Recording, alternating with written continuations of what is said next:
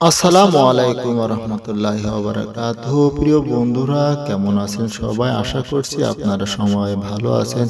আমার এই চ্যানেলে ৭৫তম পর্বে আপনাদের সবাইকে স্বাগত জানাচ্ছি। গুদামের কাছে যাই। হ্যাঁ চলো।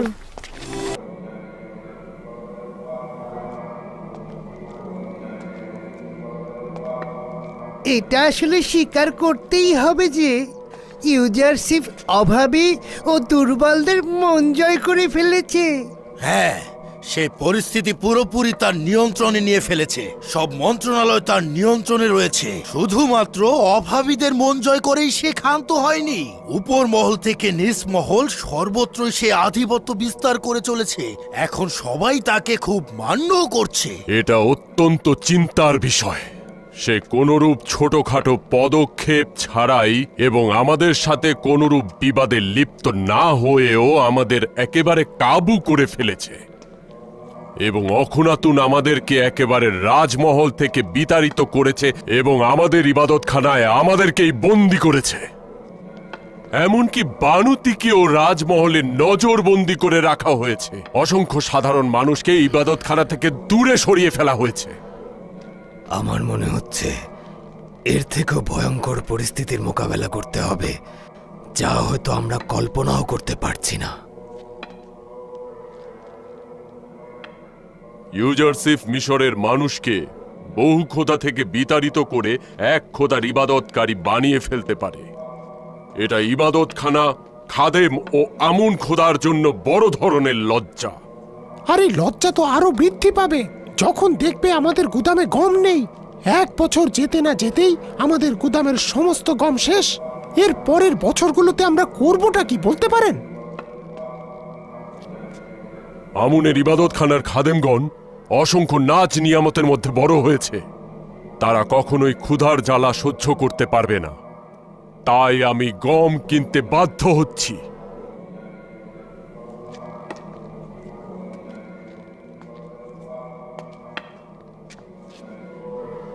হে মহান আমুন, হে মহান আমুন, ইউজারশিপের সঙ্গে যুদ্ধে ইবাদতখানার খেদমতগার ও খাদেমদের আপনি সহযোগিতা করুন। আপনি আমাদের সাহায্য করুন।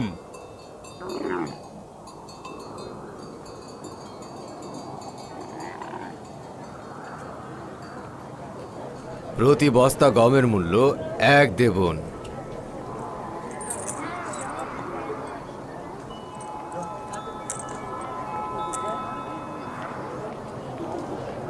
দেবন।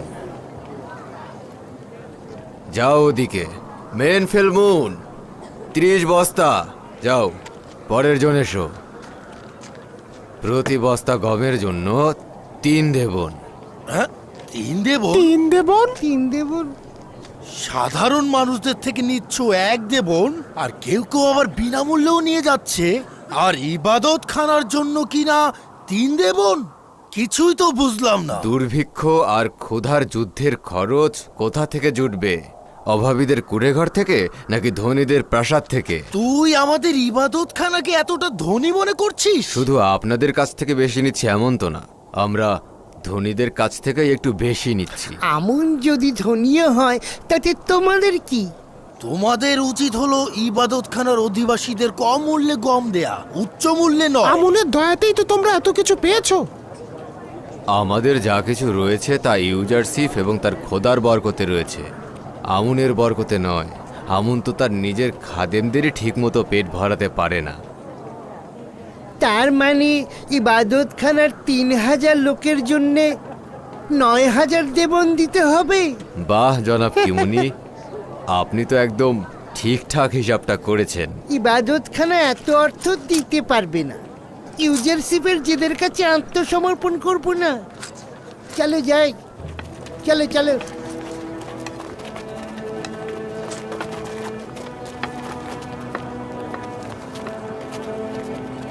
পরের জন। কি হলো, সামনে আসছো না কেন?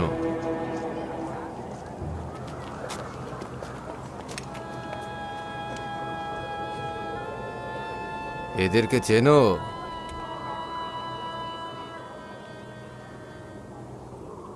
না, চিনি না। নাম ঠিকানা বলো। হুইয়ার, পিতার নাম হুদেদেহ। থিওমেনি, পিতার নাম বেনেজি। তমা, পিতার নাম তেবাতমা। তোমাদের নাম তো এখানে নেই। তোমরা কি কারো গোলাম বা কারো দপ্তরে আছো এরকম? জি জনাব, আমরা জনাব পুতিফার এবং বানু জুলেখার রাজমহলের খাদেম। আমি ক্ষমা প্রার্থী। তোমাদের জন্য গম কেবল তোমার মালিকই নিতে পারবে, তোমাদের দিতে পারছি না। আমাদের মালিকও অভাবী, তা না হলে আমাদের এখানে পাঠাতেন না। আমাদের বিশ্বাস করে একবার গম দিন, আমরা কথা দিচ্ছি যে আমরা আর আসবো না। এটি ইউজারশিপের কানুন। তোমাদের মালিক যদি তোমাদের ভরণ পোষণ না দিতে পারে তাহলে তোমাদের আজাদ করে দিক। আজাদি আর অভাবীগণ হুকুমতের অধীনে থাকবে, আর গোলাম তার মালিকের অধীনে।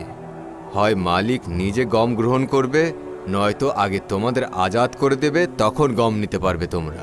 যদি আজাদ হই তাহলে আমাদেরকে গম দিবেন? যদি তোমাদের কাছে আজাদের সনদ থাকে তখন তোমরা হুকুমতের অধীনে থাকবে, আর তখন হুকুমতে তোমাদের ভরণ পোষণের ব্যবস্থা করবে।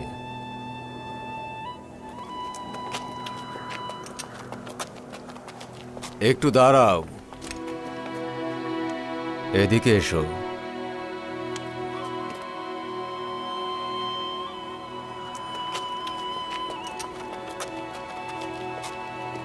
এইবারের মতো কিছু গম দিচ্ছি, কিন্তু পরবর্তীতে পাবে না। আজাদ হলে বিনামূল্যে দেওয়া হবে, অথবা মালিককে আসতে বলবে। খোদা আপনাকে এবং ইউজারশিপকে হেফাজত করুক। এদেরকে বিনামূল্যে 10 বস্তা গম দিয়ে দাও। যাও, পরের জন এসো।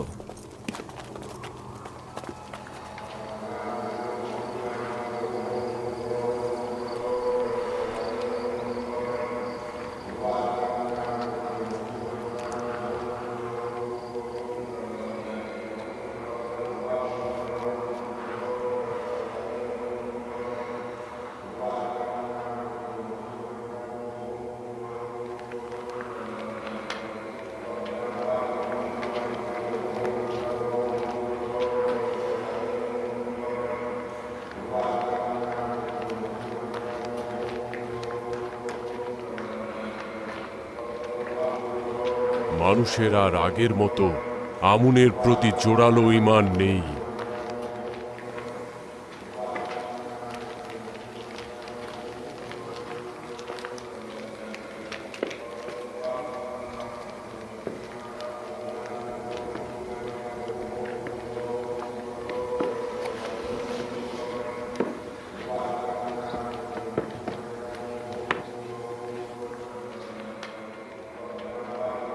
আপাদমস্তক খালি হাতে ফিরে আসলে দেখছি। ইউজারশিপ আদেশ করেছেন যে ইবাদতখানার খাদেমদের নিকট 3 গুণ বেশি মূল্যে গম বিক্রি করতে। জনগণের সামনে তারা আমাদের উপহাস করলো, আমাদেরকে নিয়ে হাসছিল। কি দিন এলো, সোনার চেয়ে এখন গমের দাম বেশি, ভাবা যায়? অস্ত্র এখন ইউজারশিপের হাতে। আমি যদি তার জায়গায় থাকতাম, এক মুহূর্তের জন্য আমার দুশ্মনকে শান্তিতে থাকতে দিতাম না। যত দ্রুত সম্ভব শত্রুকে একেবারে কতল করে ফেলতাম। এখন আমরা কি করব? ইবাদতখানায় তো হাজার হাজার রুটি দরকার। এটা বড় ধরনের যুদ্ধ, আর যুদ্ধে সব ধরনের কলা কৌশলী প্রয়োগ করা উচিত। এখন তো ইউজারশিপের শাসনকাল চলছে, তার সাথে তাল মিলিয়ে চলা উচিত। আমরা পরাজয় মেনে নেব না। ইউজারশিপ চাচ্ছে আমরা যাতে পরাজিত হই। যদি মুখের অস্ত্রে কোনো কাজ না হয় তাহলে শামশির দ্বারা কথা বলা হবে। তোমাদের অখুনাতুনের রাজ দরবারে যাওয়া উচিত। তার সাথে দুর্ভিক্ষ নিয়ে আলাপ করবে। তাকে তোমরা অনুরোধ করবে যাতে করে ইবাদতখানায় গম বিনামূল্যে প্রদান করা হয়, অথবা মূল্য কমিয়ে দেয়া হয়। আর অখুনাতুনকে বলবে তার সঙ্গে আমি মোলাকাত করতে চাই।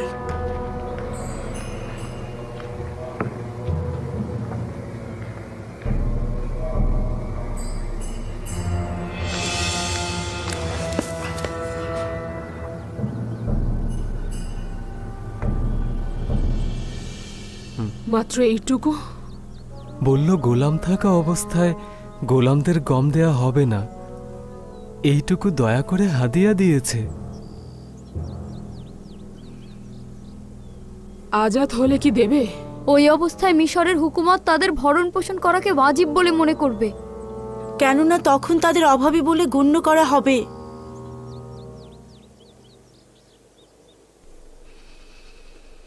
আমার সঙ্গে এসো সবাই।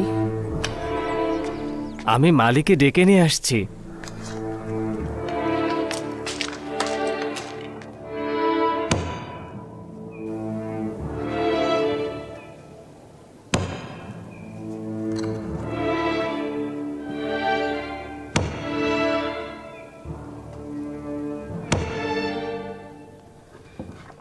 এটা পুতিফারের সিলমোহর, কেউ অস্বীকার করতে পারবে না। বানু, আমরা নিজেদের আজাদি চাই না। কে আজাদি চাইলো? আমরা কেবলমাত্র প্রতিনিধিগণ যা বলেছে তাই বলেছি। কারো করুণা আমার দরকার নেই, তোমরা আজাদ। আমি চাই না তোমাদের সারা জীবন এই দুঃখী মহলে কাটুক। চলে যাও, আজ থেকে তোমরা আজাদ। এগুলো তোমাদের আজাদির সনদ, কেউ আপত্তি করতে পারবে না, আর কেউ তোমাদের হক থেকে বঞ্চিত করতে পারবে না। চলে যাও তোমরা। কিন্তু আমরা তো আপনাকে ত্যাগ করতে চাই না বানু। আপনার আমাদের প্রতি হক রয়েছে, কিভাবে আপনাকে আমরা ত্যাগ করব? তোমাদের এটা ছাড়া কোনো উপায় নেই। এখানে থাকলে ক্ষুধায় মারা যাবে। কিন্তু আপনি একা একা কিভাবে থাকবেন? বানু, এই দুর্ভিক্ষের সময় আপনি আমাদেরকে তাড়িয়ে দেবেন না। আপনি একা একা কিভাবে থাকবেন?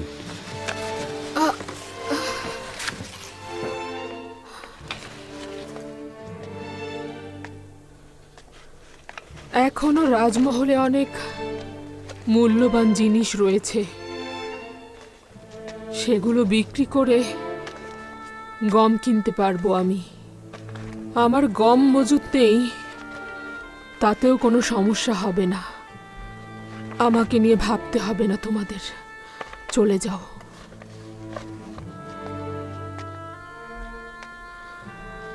চলে যাও। আশা করছি নতুন জিন্দেগি শুরু করবে।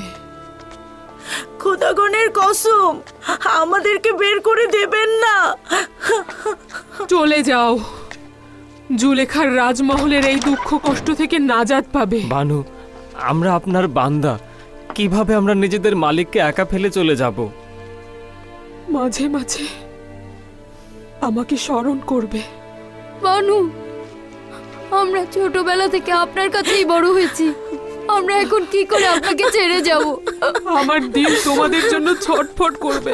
চলে যাও। বানু, আমরা আপনার সঙ্গে এখানে অভ্যস্ত হয়ে গেছি। কোথায় যাব? শুনতে পাওনি আমি কি বলেছি? চলে যাও। বানু, বানু, আমাদেরকে আপনি তাড়িয়ে একবার দেবেন ভেবে না। দেখুন, আপনার সাথে খাদেমদের থাকতে এভাবে চাই। তাড়িয়ে দেবেন না। বের হয়ে যাও বলছি। বানু, তাড়িয়ে দেবেন না। চলে যাও সবাই। বানু, বানু, বানু, আমরা এই মহল ত্যাগ করে কোথায় যাব বানু? কি করে আপনাকে একা রেখে যাব বানু? তোমাদের এখানে কোনো জায়গা নেই। চলে যাও, চলে যাও। আমি একাকিত্বকে সঙ্গী করে নেব। কেঁদে কোনো লাভ নেই, কোনো লাভ নেই। সে আমাদের গ্রহণ করবে না, গ্রহণ করবে না।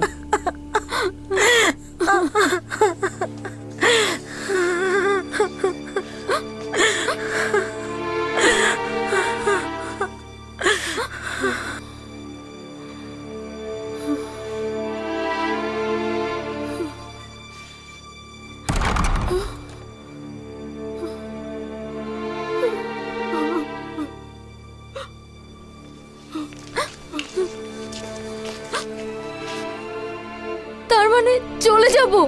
দেখলেই তো, সে আর আমাদেরকে চায় না, চায় না।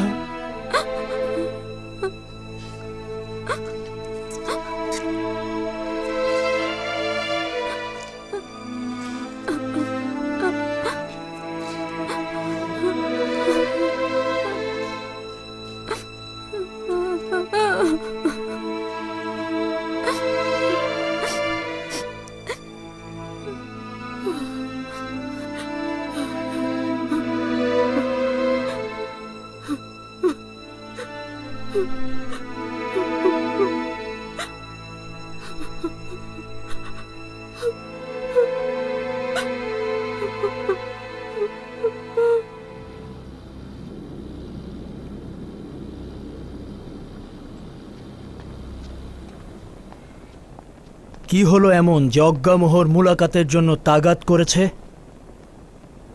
নাকি গম সংক্রান্ত মুশকিলের জন্য পরাজয় বরণ করে নিল? নিঃসন্দেহে এই 2 বছরে ইবাদতখানার মজুদ গম শেষ হয়ে গিয়েছে। আমি ভাবছি ইউজারসিফ এখানে উপস্থিত থাকলে উত্তম হয়, নইলে আমি একাকী এই অজ্ঞামোহরকে শায়েস্তা করতে পারবো না। ইউজারসিফকে তলব করো।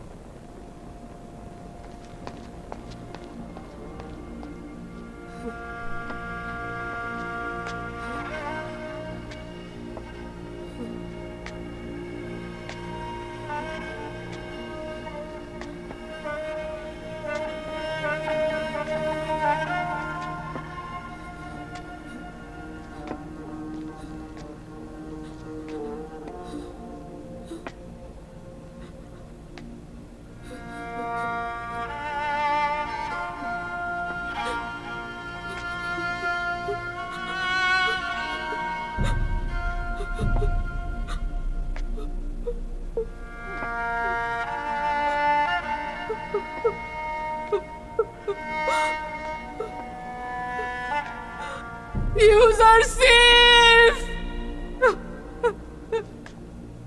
ইউসুফ!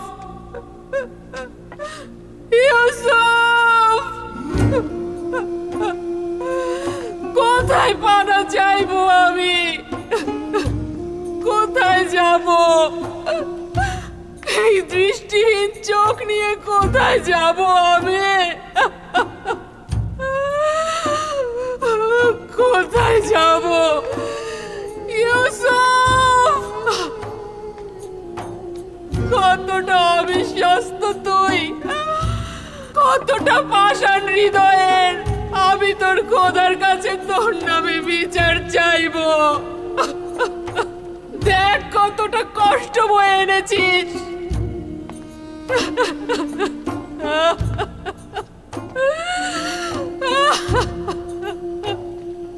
আমি এই প্রেতাত্মাদের রাজমহলে ভয় পাচ্ছি, ভয় পাচ্ছি। আমি কোথায় যাব? কার কাছে সাহায্য চাইব?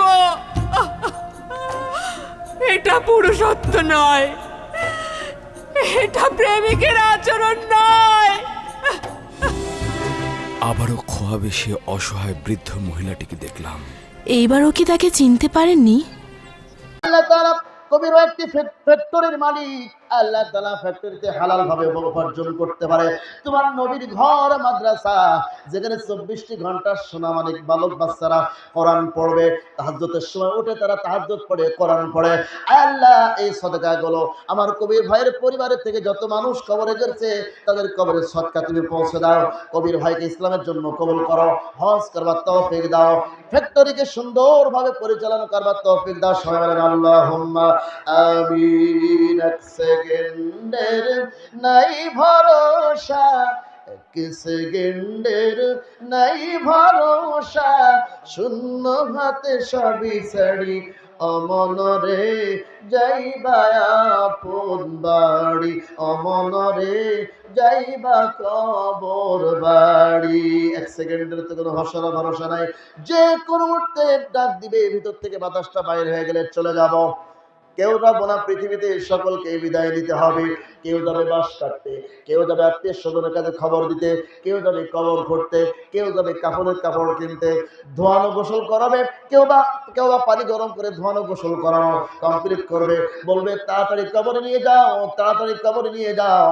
আমার ভাইরা, ওই সময় কিন্তু যে ব্যক্তি মারা যায় তার ভিতর থেকে রোটা চলে যায় ঠিক ওই, কিন্তু হাদিসের ভিতরে প্রমাণ পাওয়া যায় আত্মীয় স্বজন কে কাকে কি বলছে, কে কান্নাকাটি করছে, কবরে কারা নিয়ে যাচ্ছে সব বুঝতে পারি। কবরে নামানোর পরে ওই ব্যক্তি কষ্ট পায়, আফসোস করে, আরে আমার সাথে কেউই থাকলো না, সবাই আমাকে ফেলে রেখে চলে গেল। কিন্তু কোন মানুষের জীবনে যদি কোরআন থাকে, আল্লাহর নবী বলেছেন ওই ব্যক্তির সাথে কোরআন সঙ্গী হয়ে বন্ধু হয়ে কবরে যাবে।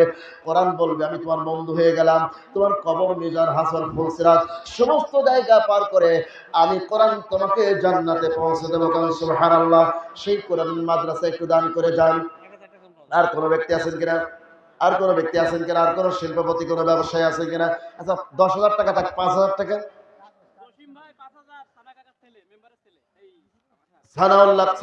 সানাউল্লাহ মেম্বারের সাবেক সানাউল্লাহ মেম্বারের ছেলে জসিমউদ্দিন ভাই 5,000 টাকা। সবাই বলেন আল্লাহু আকবার, সবাই বলেন আল্লাহু আকবার। আমার ভাইয়ের, আমার বন্ধুরা, আমার এখানে অনেকজন অনেক টাকা দান করেছেন। একজন ব্যক্তি 300 টাকা, আর একজন ব্যক্তি 5,000 টাকা এখানে দান করেছেন। আল্লাহ তাআলা তাদের হায়াতে ও 300 জমি না, এটা ও কবরস্থানে 300 জমি দান করেছেন। আল্লাহ তাআলা জনি ভাই কবরস্থানের জন্য 300 জমি দান করেছেন। রব্বুল আলামিন আমার ভাইকে কবুল মঞ্জুর করে নাও। যেই কবরে স্থায়ীভাবে থাকবে সেই কবরের জন্য তিনি দান করলেন, সাদাকা করলেন। আল্লাহ তার পরিবার থেকে যত মানুষ, যত সদস্য ইন্তেকাল করবেন, ওই কবরগুলোকে জান্নাতের বাগিচায় পরিণত করে দাও। আল্লাহুম্মা আমিন।